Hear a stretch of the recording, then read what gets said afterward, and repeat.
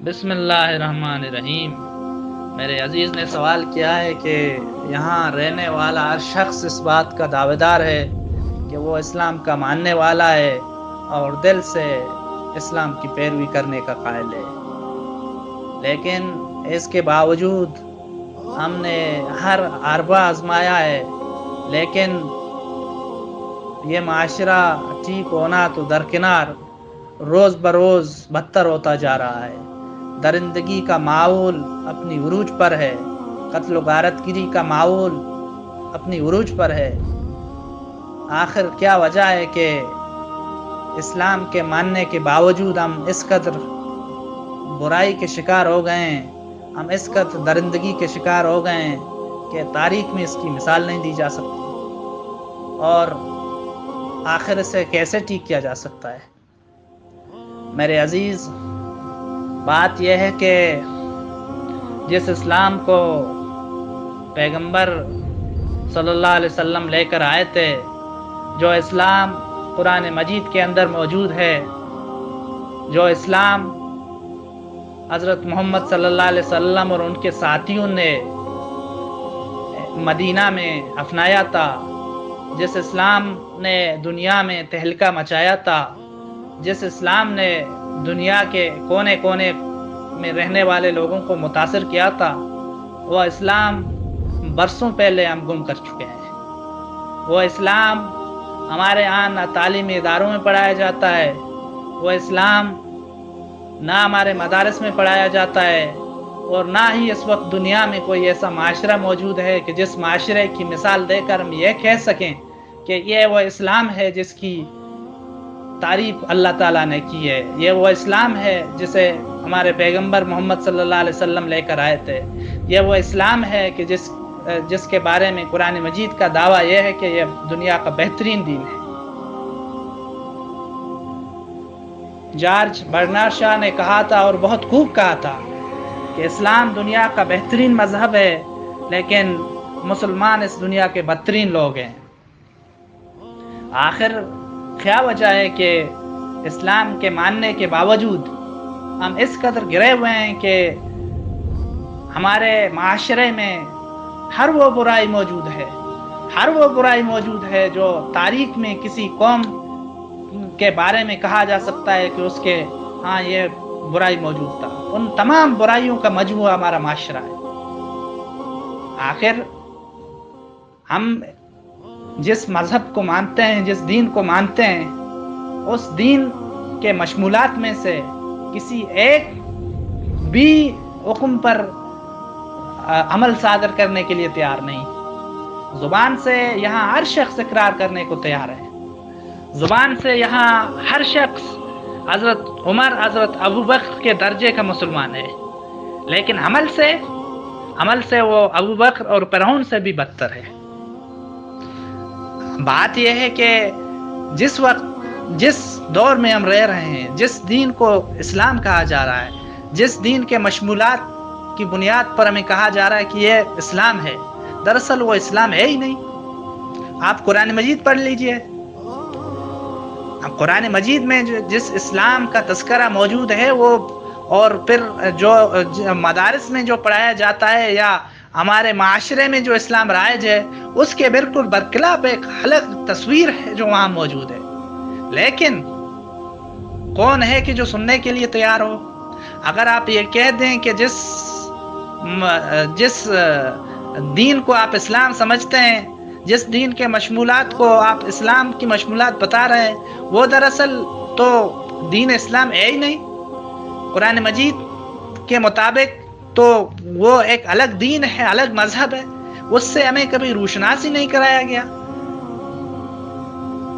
کون بات کر سکتا ہے؟ یہاں تک کہ اس قدر پابندی ہے کہ آپ جس دین پر حضرت ابو بکر اور حضرت عمر رضی اللہ عنہ پیروی کرتے تھے، جس پر کاربند تھے، اس کے بارے میں آپ بات بھی نہیں کر سکتے، آپ اختلاف ہی نہیں کر سکتے۔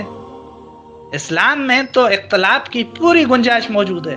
یہ کون سا دین ہے کہ جس پر آپ نے اختلاف کرنے پر ہی پابندی لگا دیا؟ قرآن مجید پڑھ لیجئے۔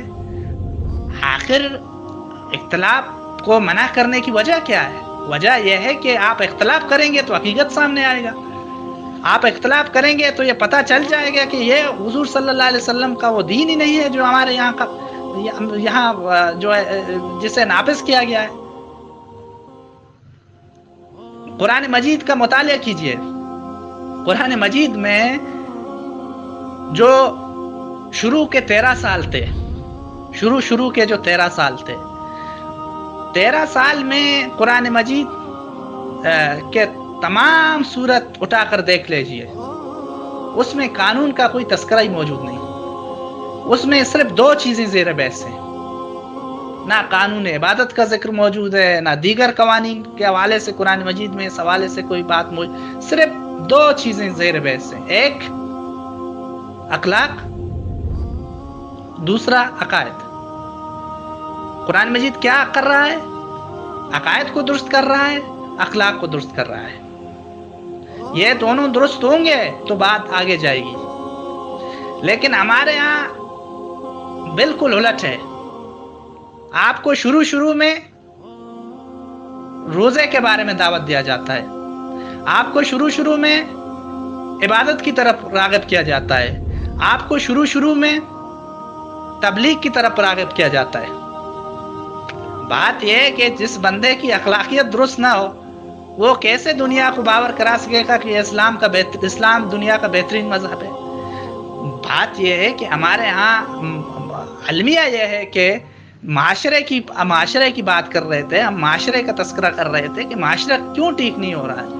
بھائی آپ کے ابھی تک جو درس نظامی کا جو نصاب ہے، جو مدارس میں پڑھایا جاتا ہے، شبلی دبستان کے لوگوں کے مفکرین کے بار کے تانے کی وجہ سے، بار یاد دہانی کی وجہ سے، بار تنقید کی وجہ سے قرآن مجید کا ایک حصہ شامل کیا گیا کہ اس کو مدارس میں پڑھایا جائے، یعنی کہ قرآن مجید تو آپ کے سلیبس کا حصہ ہی نہیں ہے، قرآن مجید تو پڑھایا ہی نہیں جاتا تھا سلیبس میں، وہ تو جلالین ایک تفسیر ہے جلال الدین کا، وہ پڑھایا جاتا تھا۔ تو قرآن مجید گویا کہ آپ کا جو دینی کنٹیکسٹ ہے، اس جو پڑھایا جاتا ہے وہ اس کے سلیبس کا حصہ ہی نہیں ہے۔ تو بھائی لوگ کیسے ٹھیک ہوں گے، معاشرہ کیسے ٹھیک ہوگا؟ بات یہ ہے کہ قرآن مجید کے مطابق آپ لوگوں کو اسلام کی درس دے دیں، لوگ ٹھیک نہیں ہوئے تو پھر کہنا آپ جس دین کا درس دے رہے ہیں وہ قرآن مجید کا اس سے کوئی تعلق ہی نہیں ہے، حضور اکرم صلی اللہ علیہ وسلم کا اس سے کوئی تعلق ہی نہیں ہے، حضرت عمر اور ابو بکر رضی اللہ تعالیٰ عنہ کا ان سے کوئی تعلق ہی نہیں ہے، اور جب کوئی بات کر لے گا تو دوسرے دن فتویٰ جاری کیا جاتا ہے۔ بات یہ ہے کہ آپ شروع میں لوگوں کے عقائد درست کر لیں، وہ بھی اخلاق کے ساتھ، محبت کے ساتھ اسلام کا پیغام پہنچائیں، اس کے بعد لوگوں کے اخلاقیات درست کیے جاتے ہیں۔ قرآن مجید کے تو سلیبس کا حصہ ہے ہی نہیں، لیکن اخلاقیات بھی آپ کے سلیبس کا حصہ ہی نہیں ہے، اسے تو پڑھایا ہی نہیں جاتا کہیں پر۔ بات یہ ہے کہ جس اسلام نے دعوت کا آغاز کیا تھا، حضور صلی اللہ علیہ وسلم نے جس دعوت کا آغاز کیا تھا، اس کا نقطہ آغاز ہی عقائد اور اخلاقیات ہیں۔ آپ نے اخلاقیات کو اپنے سلیبس سے ہی نکال دیا ہے۔ قرآن مجید کے جو 13 سال کے شروع کے مکی آیات ہیں، اس میں تو اخلاقیات زیر بحث ہے، اس میں تو عقائد زیر بحث ہے۔ آپ آغاز ہی عبادات سے کرتے ہو، آپ آغاز ہی ان مسائل سے کرتے ہو جس سے تفرقہ پیدا ہو جاتا ہے، جس سے فرقہ واریت پیدا ہو جاتا ہے۔ آپ تو دین کی تبلیغ ہی نہیں کر رہے ہیں، آپ اپنے مذہب کی تبلیغ کر رہے ہیں، آپ کسی مکتب فکر کی تبلیغ کر رہے ہیں، آپ کسی فرقے کی تبلیغ کر رہے ہیں۔ بات یہ ہے کہ نفرت کے ماحول میں آپ جب دعوت کا آغاز ہی نفرت سے کر رہے ہیں تو معاشرہ کیسے ٹھیک ہو سکتا ہے؟ میرے عزیز، اسلام میں کوئی غلطی نہیں ہے، اسلام میں کوئی خرابی نہیں ہے، اسلام خدا کا دین ہے، اسلام خدا کا مذہب ہے. اسلام پر اگر کوئی معاشرے کے لوگ عمل پیرا ہوں گے تو وہ معاشرہ، اس میں کوئی شک نہیں کہ دنیا کا بہترین معاشرہ ہوگا. لیکن وہ معاشرہ حضور صلی اللہ علیہ وسلم اور ان کے ساتھیوں کے بعد دنیا میں ہم قائم ہی نہیں کر سکے. 1400 سال گزر گئے، اب بھی ہم دنیا کو یہ باور کرانے کے لیے اس معاشرے کے بغیر، یعنی کہ جو معاشرہ حضور صلی اللہ علیہ وسلم اور ان کے ساتھیوں نے بنایا تھا، اس کے علاوہ گزشتہ 14 سال میں ہم ایک ہی ایسا معاشرہ نہیں بنا سکے جس کی ہم مثال دے سکے کہ یہ وہ معاشرہ ہے، وہ اسلامی اصول ہیں کہ کسی معاشرے میں اگر نافذ کیے جاتے ہیں تو ان کا یہ رزق نکلتا ہے. گزشتہ 1400 سال میں بات یہ ہے کہ ہم کب اسلام کے ماننے والے ہیں، ہم کب اسلام کی پیروی کر رہے ہیں، ہم کب اسلام کے اصولوں کی پابندی کر رہے ہیں. آپ کے جو سلطنت عثمانیہ کے ہیرو ہیں، سلطنت اموی کے ہیرو ہیں، عباسیہ سلطنت کے ہیرو ہیں، وہ تو سب ناجائز طریقے سے حکومت میں آئے تھے. اسلام نے کب گوارا کیا ہے کہ بادشاہت کو کسی معاشرے میں نافذ کیا جائے؟ اسلام کا تو رویہ بالکل شورا کا ہے، اسلام کا تو رویہ جمہوریت کا ہے، لوگوں کے ذریعے لوگوں کی حکومت. آپ نے ان تمام چیزوں کو نظر انداز کر دیا، اس کے باوجود وہ لوگ آپ کے ہیرو کہلاتے ہیں. اس کے باوجود آپ ان لوگوں کی بنیاد پر یہ دعویٰ کرتے ہیں کہ ہم بہترین لوگ ہیں، ہم نے دنیا میں بہترین نظام قائم کیا. بھائی بہترین نظام اگر دنیا میں قائم کیا تھا تو حضور صلی اللہ علیہ وسلم اور ان کے ساتھیوں نے قائم کیا تھا. اس کے بعد تو ایک مثال کے لیے کوئی معاشرہ بھی ہم نے نہیں بنایا کہ کم سے کم ہم مثال دے سکیں بھئی یہ معاشرہ ہے، یہ اس کی تخلیق ہم نے کی ہے، یہ اسلامی بنیادوں پر اس کو ہم نے استوار کیا ہے اور اس کا یہ نتیجہ نکلا ہے. یہ دنیا کا بہترین معاشرہ ہے، اس میں ہر اچھائی موجود ہے اور یہ معاشرہ ہر برائی سے پاک ہے. کوئی ایسا معاشرہ دکھا دو. ہاں، دنیا میں ہم نے ایسے ہزاروں معاشرے پیدا کر دیے، ہم نے ایسے ہزاروں ملک پیدا کر دیے کہ جس کے بارے میں کہا جا سکتا ہے کہ دنیا میں اگر کوئی ظلم ہوا ہے تو ان ممالک میں ہوا ہے، کوئی ظلم ہوا ہے تو ان معاشروں میں ہوا ہے. اور اسی وجہ سے تو دنیا یہ بات ماننے کے لیے تیار ہی نہیں کہ اسلام ایک بہترین مذہب ہے، ایک بہترین دین ہے، کیونکہ ان کے ماننے والے دنیا کے بدترین لوگ ہیں، بدترین لوگ رہے ہیں. میرے عزیزم، ہم اسلام کی خدمت نہیں کر رہے ہیں، ہم مزید اسلام سے لوگوں کو دور کر رہے ہیں، ہم مزید اسلام کو بدنامی کی طرف لے جا رہے ہیں. ہمارے اعمال کی وجہ سے، ہمارے کرتوت کی وجہ سے خدا کا دین اسلام خطرے میں پڑ گیا ہے. خدا کا دین جس کے بارے میں یہ برملا کہا جا سکتا ہے کہ وہ دنیا کا بہترین دین ہے، دنیا کا بہترین مذہب ہے، لیکن اپنے اعمال کی وجہ سے، ہم نے اپنے کرتوتوں کی وجہ سے آج ہم یہ دعویٰ ہی نہیں کر سکتے. یعنی کہ ہم مسلمان جس قدر اس وقت دنیا میں بدنام ہیں اپنے اعمال کی وجہ سے، ہم کس منہ سے کہہ سکتے ہیں کہ ہمارا دین بہترین دین ہے؟ بھائی جب ہم ایک دین پر خود عمل نہیں کر سکتے، دوسروں کو عمل کی کیسے دعوت دیں گے؟ ہم کیسے کہہ سکتے ہیں کہ دنیا کا بہترین مذہب ہے جبکہ اس دین کے ماننے والوں کا جو معاشرہ ہے وہ دنیا کا بدترین معاشرہ ہے؟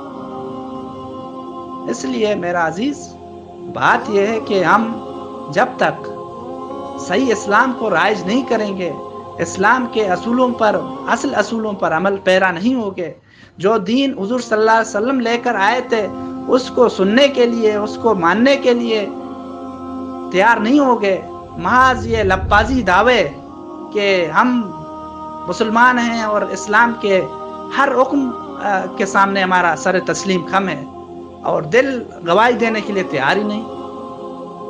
جب زبان سے اقرار اور دل سے جو ہے تصدیق ہو جائے پھر تو انسان کا زندگی بدل جاتا ہے. ہمارے ہاں زندگی بدلنا کیا، روز بروز لوگ قتل و غارت گری کی طرف جا رہے ہیں، درندگی کا وہ ماحول پیدا کیا ہوا ہے کہ جو تاریخ میں اس کی مثال نہیں ملتی.